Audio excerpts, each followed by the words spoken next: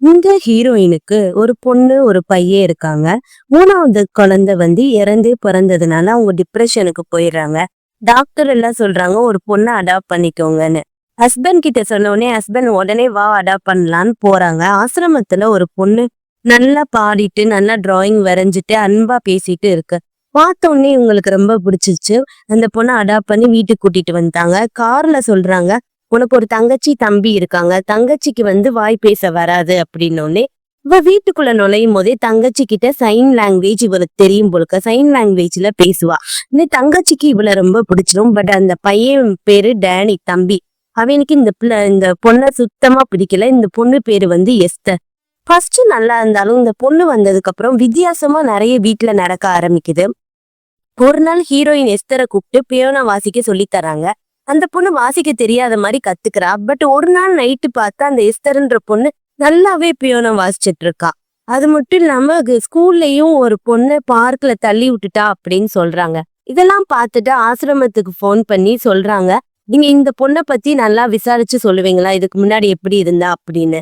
உடனே இந்த சிஸ்டரும் விசாரிச்சு இவங்க வீட்டுக்கு வர்றாங்க. வீட்டுக்கு சொல்றாங்க, இதுக்கு முன்னாடி இவ இருந்த வீட்லயும் ஃபயர் ஆக்சிடென்ட் ஆகி எல்லாரும் இறந்து போயிருக்காங்க. இந்த பொண்ணு மட்டும் தப்பிச்சுட்டா.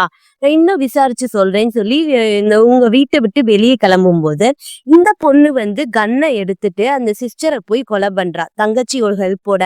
பட் தங்கச்சி அந்த காரை மட்டும்தான் ஸ்டாப் பண்ணுவா. பட் நீயும் தான் இதுக்கு உடந்த, நீ இதை வெளியே சொன்னேன்னா உன்னையும் தான் போலீஸ் புடிச்சிட்டு போயிரும் அப்படின்னு சொல்லி தங்கச்சியும் மிரட்டிடுவா. இதெல்லாம் தம்பி பாத்துருவான். தம்பியும் நைட்டு போய் இதெல்லாம் வெளியே சொன்னேன்னா கொலை பண்ணிடுவேன் தம்பியும் மிரட்டுவா. ஆசிரமத்துல இருந்து போன் வரும், உங்க வீட்டுக்கு வந்ததுல இருந்து சிஸ்டரை காணோம் அப்படின்னு. உடனே ஹீரோயினுக்கு இந்த எஸ்தர் பொண்ணு மேல டவுட் எஸ்தர் பொண்ணு வச்சிருக்க திங்ஸ் எல்லாம் பார்க்கும்போது ஒரு பைபிள் இருக்கும். பைபிள்ல ஒரு இன்ஸ்டியூட் நேம் இருக்கும். அந்த இன்ஸ்டியூட்டுக்கு போன் பண்ணி கேட்டா, எஸ்தர்ன்னு போன்ற பொண்ணு பேர் வச்சுட்டு யாரும் இங்க இல்லையே, அவங்கள பத்தி எனக்கு தெரியாதுன்னு சொல்லுவாங்க. இவங்க போட்டோ அனுப்பிச்சு விடவான்னு கேட்ட உடனே சரி அனுப்பிச்சு விடுங்கன்னு சொல்லுவாங்க. அந்த நேரத்துல இந்த தம்பி தங்கச்சிகளை எல்லாம் கூப்பிட்டு 2 பேரும் எஸ்தர் உங்களை எதுவும் மிரட்டுறாளா, எதுவும் மிரட்டுனா சொல்லுங்கன்னு 2 பேரும் பயந்துட்டு எதுவுமே அவங்க அம்மாட்ட சொல்ல மாட்டாங்க.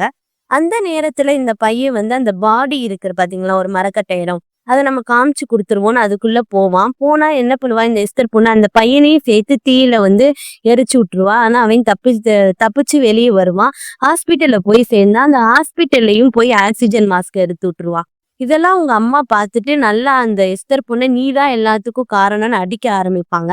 பட் அவங்க ஹஸ்பண்ட் ஏன் இந்த சின்ன பொண்ணை இவ்வளோ பாடுபடுத்துற, அவளும் நம்ம பொண்ணுதான்னு சொல்லி வீட்டுக்கு கூட்டிட்டு வந்துருவாரு.